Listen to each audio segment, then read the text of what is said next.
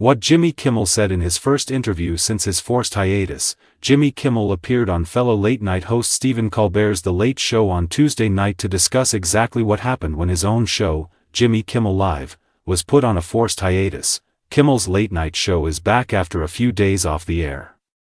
After Charlie Kirk's passing, Kimmel made a comment on his show about the response to the tragedy. Specifically, he said, "We hit some new lows over the weekend with the MAGA gang desperately trying to characterize this kid who murdered Charlie Kirk as anything other than one of them and doing everything they can to score political points from it." Helen Mirren reads Beatles lines at Stella McCartney show. Two ABC affiliates, Nexstar and Sinclair, decided they would not air Jimmy Kimmel Live for an undetermined amount of time due to the comments. ABC decided to pull Kimmel's show completely, putting the host and his staff out of work. Family Feud aired during the time slot instead. Less than a week later, Kimmel returned to the airwaves. However, despite ABC's decision to bring Kimmel back, Nexstar and Sinclair continued to leave the show off their stations. This meant almost a quarter of the United States audience could not watch Kimmel's emotional return on TV, although the monologue was available via YouTube and Disney. Eventually, Nexstar and Sinclair lifted their ban, although Sinclair said their proposed measures to strengthen accountability have not yet been adopted by Disney, ABC, or Kimmel. Jimmy Kimmel. Stephen Colbert went through a similar experience. Kimmel and Colbert have more in common than simply being late-night hosts at the 11:35 p.m. time slot.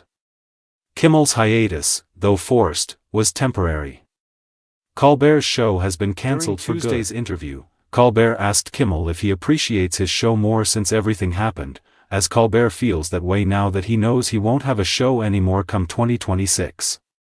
Kimmel answered in the affirmative, then joked that his time off the air made it clear to him that his TV show is the only way he can get people to listen to him.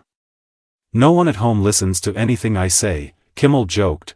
What else Jimmy Kimmel said in this important interview? Kimmel told Colbert and his audience the full story of finding out he was being taken off the airwaves.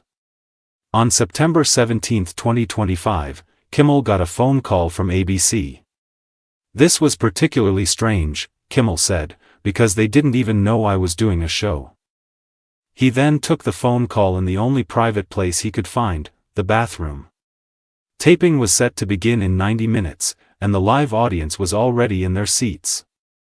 Unfortunately, there would be no show that day, nor for the rest of the week. Colbert then asked who reached out to Kimmel once the news broke, because the New York-based host received many text messages when his show was cancelled. Colbert even got a text from his high school girlfriend, although Kimmel couldn't say the same. "I didn't have a girlfriend in high school, so I didn't hear from her," he joked. Both Colbert and Kimmel received messages from James Taylor, which caused them to question if the messages were truly from the heart, or if Taylor had copy-pasted the text. They asked to see their phones to compare, but had to move on with the interview before the phones could be located. Later in the interview, Colbert asked if Kimmel was hiring, as he'll be available come June 2026. Colbert comically suggested he could be Guillermo Rodriguez's sidekick.